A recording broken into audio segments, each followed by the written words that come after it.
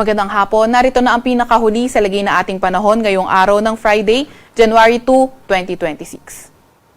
Narito ang ating pinakahuling satellite image kung saan itong shear line, yung salubungan ng hangin galing northeast at east ay inaasahan nga natin na nakakaapekto sa lugar ng Southern Luzon. At ito ang magdadala ng maulap na papawirin at mga kalat-kalat na pag-ulan, pagkidlat at pagkulog sa lugar ng Bicol Region, Mimaropa, Western Visayas, Quezon, Batangas, pati na rin sa May Laguna.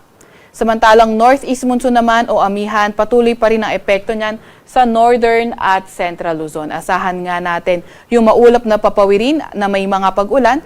Yan ay sa lugar ng Cagayan Valley, sa atin sa may Metro Manila, Cordillera Administrative Region, pati na rin sa Central Luzon at nalalabing bahagi ng Calabarzon. Maulap na papawirin naman na may hinang pag-ulan yung inaasahan nating dadalhin ng northeast monsoon sa may Ilocos Region. Kaya ating mga kababayan, lalo na yung mga inuulan ng mga nakaraang araw pa ay pinag-iingat sa mga banta ng pagbaha o hindi kaya pagguho ng lupa. Samantalang easterlies o yung mainit na hangin galing karagatang Pasipiko ang nakakaapekto sa nalalabing bahagi ng ating bansa. Inaasahan nga natin the rest of the country, partly cloudy to cloudy skies at may mga tsansa pa rin ng mga localized thunderstorms. Yung mga kasamahan natin sa Regional Services Division patuloy na maglalabas ng mga thunderstorm advisory, rainfall advisory o hindi kaya heavy rainfall warning kung kinakailangan. Sa kasalukuyan din naman, ay wala tayong namomonitor na low pressure area or bagyo sa loob or malapit sa ating Philippine Area of Responsibility. Para naman sa lagay na ating panahon bukas, inaasahan nga natin patuloy pa nga ring makakaapekto ang shear line, lalo na sa lugar ng Bicol Region, pati na rin sa may Mimaropa.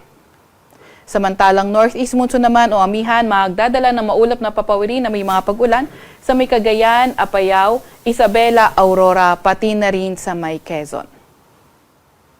Para naman sa nalalabing bahagi ng Luzon, partly cloudy to cloudy skies at may mga tsansa pa rin ng mga pag-ulan. Agwat ng temperatura bukas sa Metro Manila ay 23 to 30 degrees Celsius. 15 to 21 degrees Celsius sa may Baguio, 21 to 28 degrees Celsius sa may Tagaytay, 22 to 27 degrees Celsius sa may Tuguegarao, 23 to 29 degrees Celsius sa may Lawag, at 24 to 30 degrees Celsius naman sa may Legazpi. Agwat ng temperatura bukas sa Puerto Princesa ay 25 to 31 degrees Celsius at 25 to 27 degrees Celsius naman sa may Calayan Islands.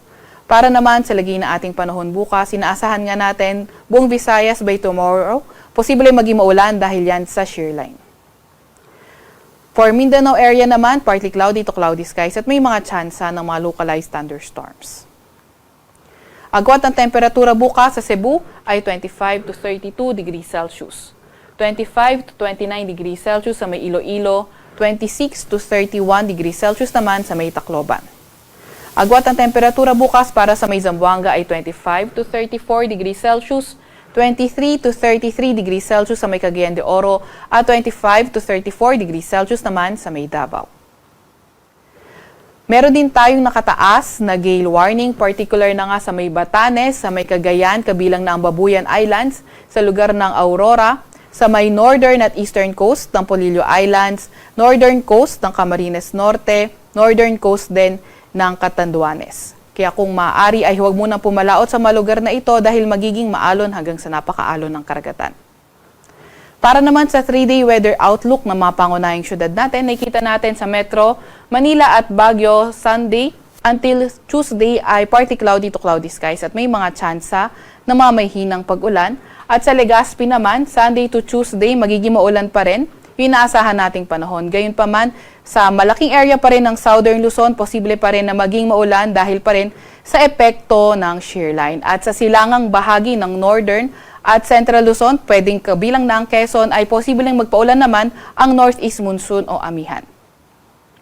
Para naman sa mga pangunahing syudad sa may Visayas area, sa Metro Cebu, Iloilo City, Tacloban City at malaking bahagi ng Tacloban City or malaking bahagi ng Visayas area, until Sunday, posibleng maging maulan. Magandang weather kung saan may mga tsansa lamang ng thunderstorms pagdating ng Monday at pagdating ng Tuesday nga ay posible nga muling maging maulan. Agwat ang temperatura sa Metro Cebu ay 24 to 31 degrees Celsius. 24 to 31 degrees Celsius naman sa may Iloilo City at 26 to 32 degrees Celsius sa may Tacloban City. Para naman sa mga pangunahing syudad sa may Mindanao area, Metro Davao, Cagayan de Oro at Zamboanga City, inaasahan nga natin na magpapatuloy ang partly cloudy to cloudy skies condition na may mga tsansa ng mga localized thunderstorms. Agwat ng temperatura sa Metro Davao ay 24 to 33 degrees Celsius. 22 to 33 degrees Celsius sa may Cagayan de Oro City at 24 to 34 degrees Celsius naman sa may Zamboanga City. Sa Kalakang, Maynila, ang araw ay lulubog ng 5:39 ng hapon at sisikat bukas ng 6:22 ng umaga. Huwag magpapahuli sa update ng Pag-asa. I-follow at i-like ang aming X at Facebook account, DOST_Pag-asa. Mag-subscribe sa aming YouTube channel, DOST-Pag-asa Weather Report. At para sa mas detalyadong impormasyon, bisitahin ang aming website, pag-asa.dost.gov.ph at panahon.gov.ph. At yan nga muna ang pinakahuli sa lagay na ating panahon. Mula sa Weather Forecasting Center ng Pag-asa, Veronica Torres nag-ulat.